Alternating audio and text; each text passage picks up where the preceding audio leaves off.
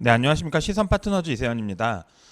오늘은 연말 연초에 우리 진짜 중소기업들, 뭐 소상공인들, 자영업자들 굉장히 경기 탓에 혹은 뭐 이런 금융시장의 환경 변화 탓에 굉장히 힘들어하시는 분들이 좀 많아지셔서 구체적으로 좀 이분들 우리 자영업자들, 소상공인들이 이 연말 연초를 좀 현명하게 자금을 활용할 수 있는 길을 어떻게 하면 좀 고민 타개할 수 있을까 이렇게 생각하다가 영상을 준비했습니다. 지금 화면에 보이시겠지만 아마 대부분 다 보셨을 것 같습니다. 이태원 클래스라는 드라마 저희도 굉장히 재밌게 봤던 드라마로 생각합니다. 거기 박세로이라는 아마 주인공이 등장하죠. 박세로이라는 주인공이 대기업에서 이렇게 괴롭힘을 당할 때 그 괴롭힘에서 벗어나기 위한 실질적 대안을 이렇게 굉장히 직원들한테 엄중하게 발표하는 씬이 있었던 걸로 기억을 합니다. 어, 우리가 임대 얻어서 들어가는 곳마다 이렇게 경쟁 업체에서 건물을 사서 우리가 들어가지 못하게 방해를 하는데 어떻게 이 문제를 해결할 거냐라고 했을 때 박세로이가 실질적 대안으로서 나는 건물을 사겠다 이렇게 소신 발언을 합니다. 드라마에서 이제 박세로이가 굉장히 소신 있고 뚝심 있고 이런 단밤이라고 하는 식당의 사장으로 나오죠. 네. 드라마에서조차도 이제 그 이런 위기를 타개하는 방법 중에 하나로 건물을 산다라는 화두가 나옵니다. 우리 가끔 이렇게 시사 프로그램이나 이런 곳에서 뭐 예능에서는 많이 나오죠. 유명한 연예인들이 건물을 산다. 건물을 사서 이렇게 연예인이 자산을 불리는 것들에 대한 이야기들이 굉장히 많이 나옵니다. 이제 시사 프로그램에서의 포커스는 어디 맞춰지냐면 우리 일반인들이 가서 건물 산다고 대출해달라고 하면 한 푼도 안 해주면서 왜 연예인들이 가서 건물 산다라고 하면 이렇게 과도한 대출을 해주냐 여기에 포커스를 많이 맞춥니다. 근데 현실에서 저희가 이제 이야기를 해보면 과도하지 않다라는 거죠. 연예인이니까 우대해줬다, 특혜를 줬다라는 개념이 아니라 사실은 연예인들은 건물을 사면서 혹은 땅을 사면서 투자를 하면서 시설 자금이라고 하는 매매가의 80%까지 대출을 받을 수 있는 제도를 인지하고 있었고 그걸 잘 활용한 것이 아닌가라는 생각이 좀 듭니다.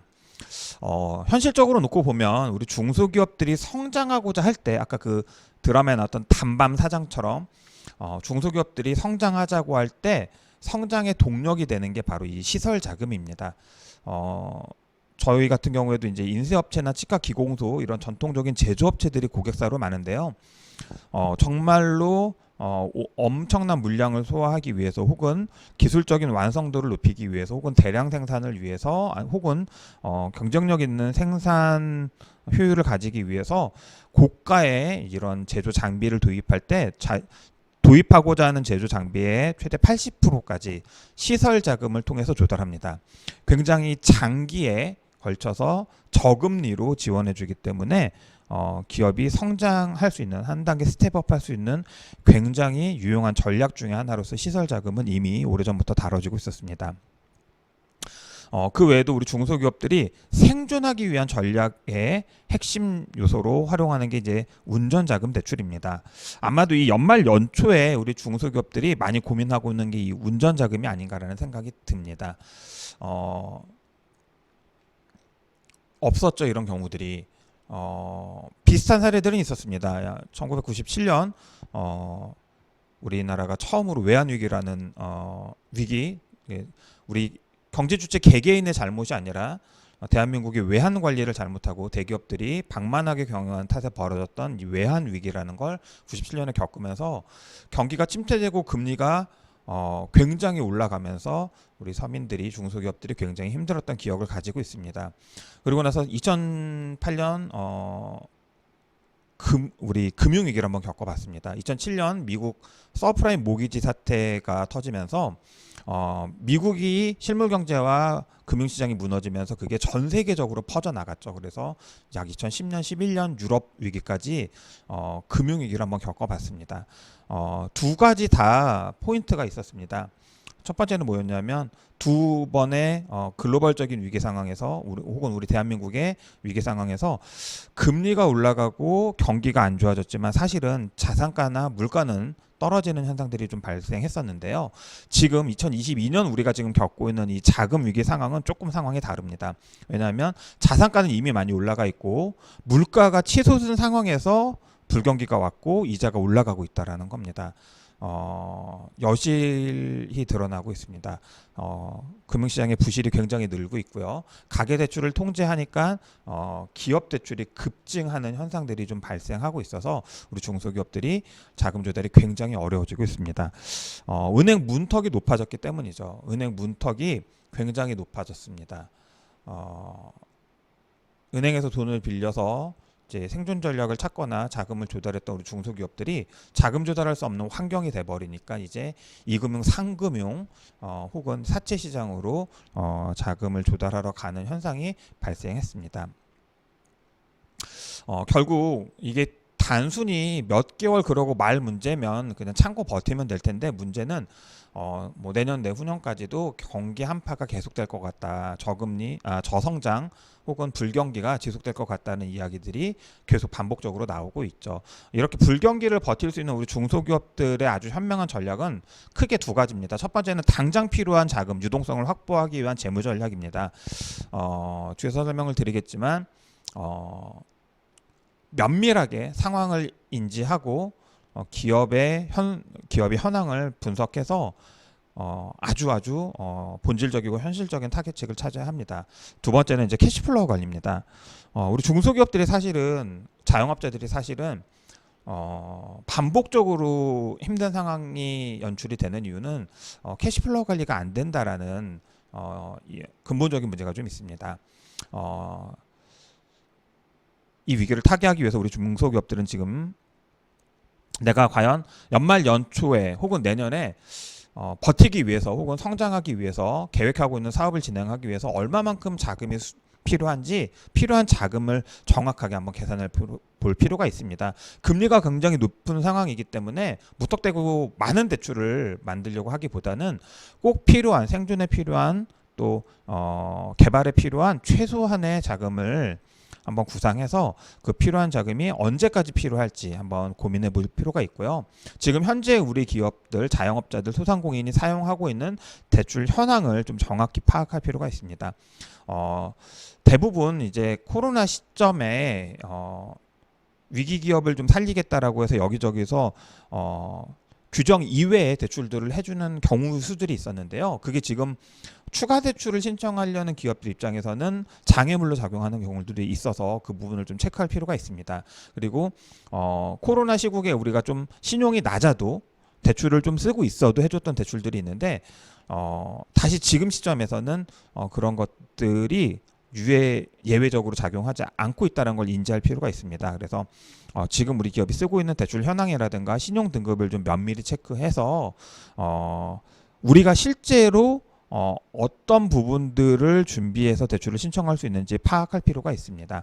예를 들면 신용등급이 좋지 않은 분들은 금리가 조금 부담되더라도 중금리 대출을 활용해야 할 필요가 있고요. 만약에 할 수만 있다라고 하면 저축은행이나 캐피탈의 중금리 대출보다는 뭐 지역은행, 지방은행이라든가 어쨌든 시중은행에서 제공해주는 중금리 대출을 사용하는 걸 권합니다. 그래서 카드론, 현금 서비스, 캐피탈 대출 이렇게 다건을 사용하기보다는 중금리 대출을 채무를 통합해서 신용등급을 좀 개선할 수 있는 방법이 필요할 것 같고요. 만약에 내가 그렇게 신용등급이 나쁘지 않다라고 하시는 분들은 담보 제공 여부를 좀 확인해서 뭐 가계대출, 뭐 모기지 대출, 뭐 주택담보대출을 좀 사용하고 있더라도 담보를 제공하고 사업자의 운전자금을 신청하는 방식으로 혹은 생활안전자금을 신청하는 방식으로 담보를 제공하고라도 자금의 활용 여부를 좀 타진해 볼 필요가 있습니다.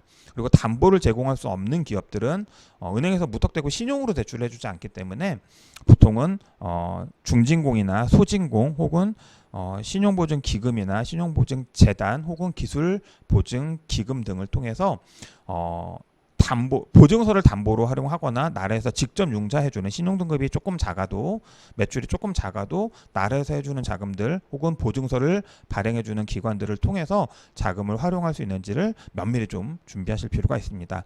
이 과정에서 우리가 기한 적기라는 부분에 대해서 좀 신경 쓰셔야 하는데요.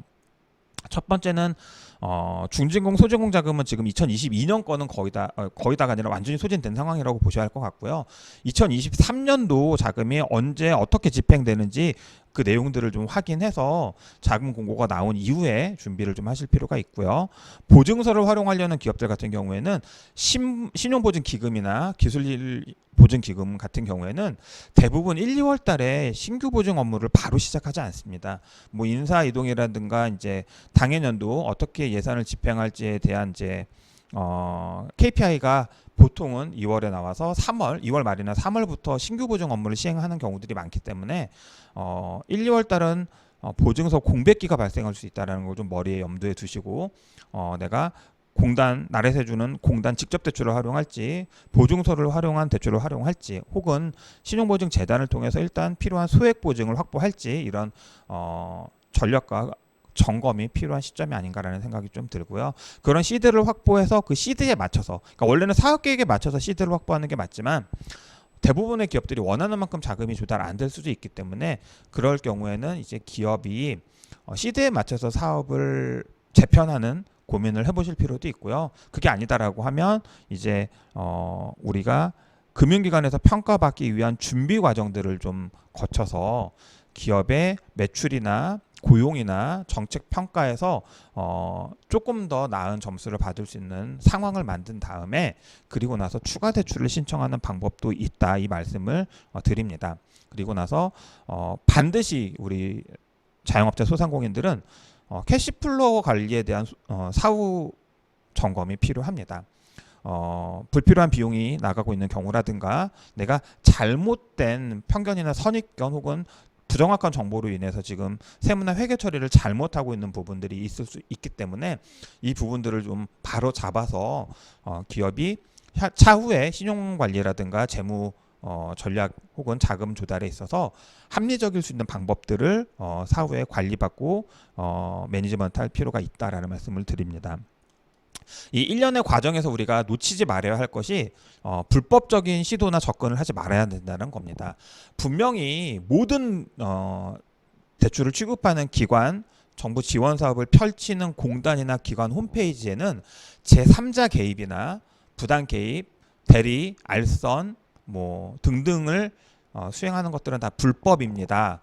브로커를 쓰는 거, 부당 개입하는 거 다 불법입니다. 사문서를 조작하는 거 불법입니다. 이렇게 나와 있습니다. 그래서 브로커들을 통해서 뭐 수수료를 낸다거나 성공보수를 준다거나 혹은 뭐 문서를 만들어 준다거나 혹은 보험에 가입하는 조건으로 대출이 가능하게 해주겠다는 식의 접근을 그런 유혹을 좀 뿌리치실 필요가 있습니다. 왜냐하면 그런 식으로 접근하는 대출들은 일회성인 경우들이 많아서 그거 한번 받고 나서 보험 들고 비용 지불했는데 그 다음 대출부터 안 나오는 경우의 수들이 굉장히 많이 생깁니다. 그 대표적인 판례가 이제 대출을 받는 순서라든가 중복보증이라는 문제로 대출 길이 막히는 경우들도 발생하기 때문에 또 최악의 경우는 그렇게 대출을 알선했던 브로커들이 내가 당신을 신고하겠다, 나는 처벌되는 내용이 없다 이러면서 뭐 부당한 또 부소거래나 이렇게 수수료를 요구하는 협박도 비일비재합니다. 그래서 이런 일들이 발생하지 않도록 불법적인 시도나 접근, 브로커들을 좀 배제하실 필요가 있다라는 말씀을 좀 드리고요. 정말 연말 연초를 좀 현명하게 극복하고 싶은 우리 중소기업들은 시선 파트너즈 연락을 주십시오. 저희가 기업의 정확한 현황 진단과 사업 계획에 맞춰서 문제 중심으로 차근차근 근본적인 문제 해결 방안들을 같이 고민해 나가도록 하겠습니다. 오늘 영상은 여기서 마치도록 하고요. 12월 말에 이제 대부분의 기관들 2023년 지원 사업에 대해 공고가 나올 텐데 관심을 가지고 좀 지켜보시고요. 그런 공고 2023년 우리 중소기업 지원 사업들에 대한 공고가 나오면 그 공고들을 전달하는 자리를 또 한번 만들도록 하겠습니다. 영상 마치도록 하겠습니다. 감사합니다.